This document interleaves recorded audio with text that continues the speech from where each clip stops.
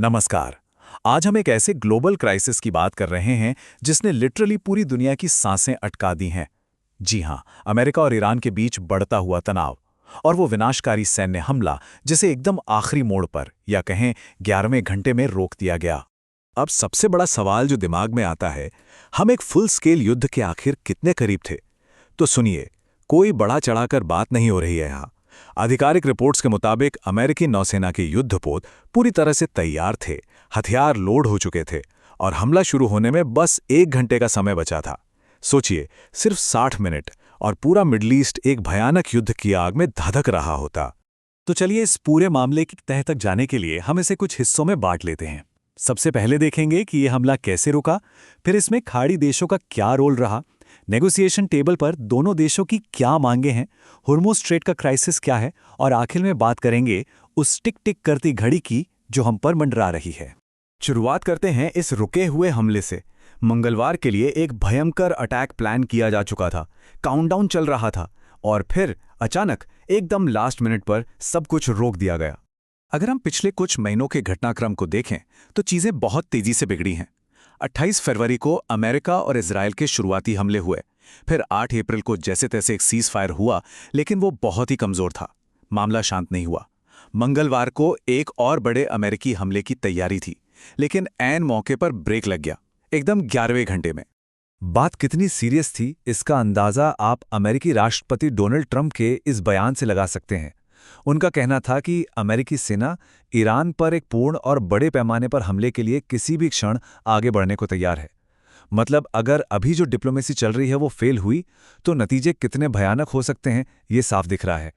अब आते हैं खाड़ी देशों यानी गल्फ स्टेट्स की भूमिका पर।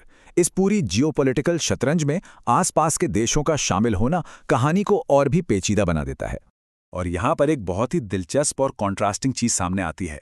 व्हाइट हाउस का आधिकारिक तौर पर कहना है कि कतर, सऊदी अरब और यूएई के लीडर्स ने खुद आगे आकर इस हमले को टालने की रिक्वेस्ट की थी।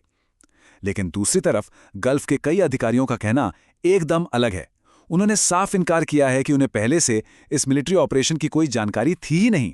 खैर, दावे जो भी हों, एक बात तो पक्की है, ये खाड़ी देश इस समय सीधे क्रॉस हेयर्स में हैं।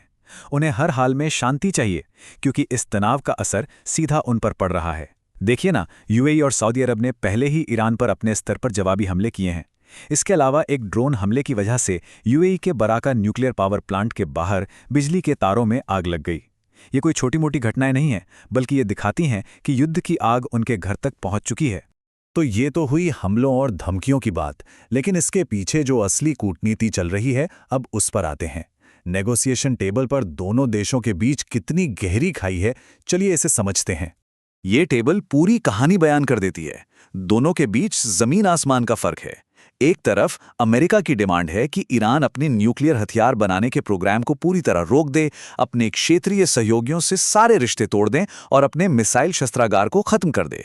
इसके ठीक उलट ईरान कह रहा है कि पहले हर मोर्चे पर दुश्मनी खत्म हो, अमेरिका आसपास के क्षेत्रों से अपनी सेना को वापस बुलाए और सबसे बड़ी बात, ईरान को जो नुकसान हुआ है उसका मुआवजा मिले और सारे आर्थिक प्रतिबंध तुरंत हटाए जाएं। अब जब दोनों देश अपनी अपनी जिद पर अड़े हैं, तो बीच बचाव कौन कर रहा है? यहां एंट्री होती है पाकिस्तानी मध्यस्थता की।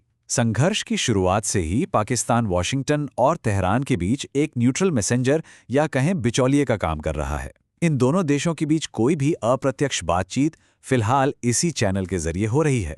ईरान इस बातचीत में किस तरह से खड़ा है, इसे आप ईरान के राष्ट्रपति मसूद पेजेशकियन के इन शब्दों से समझ सकते हैं। उन्होंने बिल्कुल साफ कर दिया है कि बातचीत का मतलब आत्मसमर्पण नहीं है। साफ है कि ईरान मिलिट्री एक्शन के खतरे के बावजूद अपने रुख से पीछे हटने वाला नहीं है और अपने हितों की रक्षा हर हाल में करेगा। अब जरा तस्वीर को थोड़ा बड़ा करते हैं और होर्मुज़ चोक पॉइंट पर आते हैं। ये सिर्फ दो देशों का मुद्दा नहीं है, इसका सीधा असर पूरी दुनिया की अर्थव्यवस्था पर पड़ने वाला है।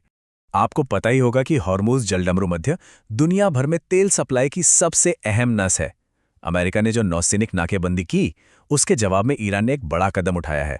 उन्होंने फारस की खाड़ी जलडमरू मध्य प्राधिकरण यानी पीजीएसए नाम की एक नई बॉडी बना दी है। इसका मकसद क्या है? इस अहम रास्ते से गुजरने वाले हर जहाज को कड़ाई से कंट्रोल करना। आसान शब्दों में कहें तो ईरान ने दुनिया के तेल के वॉल्व पर अपना हाथ और कस लिया है। और बात सिर्फ तेल पर आकर नहीं रुकती। ईरान ने एक ऐसा दांव चला है जिसने सबको चौंका दिया है। समुद्र के नीचे से जो 7 बेहद जरूरी इंटरनेट केबल गुजर रही हैं, ईरान ने अमेरिकी टेक कंपनियों को धमकी दी है कि वो अब इन केबल्स के इस्तेमाल पर उनसे टैक्स वसूलेगा। सोचिए, ये झगड़ा अब सीधे तौर पर ग्लोबल इंटरनेट के बुनियादी ढांचे तक पहुंच गया है। अब इन सब का असर ये हुआ है कि दुनिया में ईंधन की कमी होने का डर पैदा हो गया है। हालात संभालने के लिए अमेरिकी ट्रेजरी सेक्रेटरी स्कॉट बेसेंट ने एक इमरजेंसी कदम उठाया है। उन्होंने रूसी तेल पर लगे प्रतिबंधों में 30 दिनों की छूट दे दी है। 30 दिन, ताकि ग्लोबल एनर्जी मार्केट को तुरंत कुछ राहत मिल सके। अब हम अपने आखिरी और सबसे क्रिटिकल हिस्से पर आते हैं, ये टिक टिक करती घड़ी। क्योंकि ये जो शांति हमें अभी दिख रही है, ये बहुत ही नाजुक है और इस युद्ध की कीमत बहुत भारी है। अमेरिका के अंदर ही इस स्थिति को लेकर भारी हलचल है। न्यूयॉर्क टाइम्स के एक ताज़ा पोल को देखें तो 64% अमेरिकी जनता मानती है कि युद्ध का ये फैसला बिल्कुल गलत है। बाकी 36% की राय अलग है या उन्होंने कुछ तय नहीं किया है। मतलब अमेरिकी प्रशासन पर घर के अंदर से ही इस युद्ध को रोकने का भारी पॉलिटिकल प्रेशर है। और दबाव सिर्फ जनता का नहीं है। जरा इस नंबर पे गौर कीजिए, $29 बिलियन। जी हां, $29 बिलियन का भारी भरकम आर्थिक बोझ अमेरिका के खजाने पर पहले ही पड़ चुका है। और ये तो बस एक शुरुआत है। तो अब आगे क्या? ये घड़ी बहुत तेजी से भाग रही है। अभी हमें सिर्फ एक टेम्पररी या अस्थायी कूटनीतिक ब्रेक मिला है। अमेरिका ने 2-3 दिन की सख्त डेडलाइन दे दी है। अगर इस वीकेंड या अगले हफ्ते की शुरुआत तक कोई पक्की डील नहीं हुई तो प्रशासन ने साफ चेतावनी दी है कि एक और बड़ा हमला हो सकता है। तो इस पूरे एनालिसिस को देखने के बाद हम उसी सवाल पर आकर खड़े हो जाते हैं जिसका जवाब पूरी दुनिया ढूंढ रही है। क्या डिप्लोमेसी इस टिक टिक करती घड़ी को शांत कर पाएगी, या फिर एक बहुत बड़ा विनाशकारी सैन्य हमला अब तय हो चुका है जिसे टाला नहीं जा सकता? ये वो आखिरी काउंटडाउन है जिस पर हमें और आपको बहुत करीब से नजर रखनी होगी।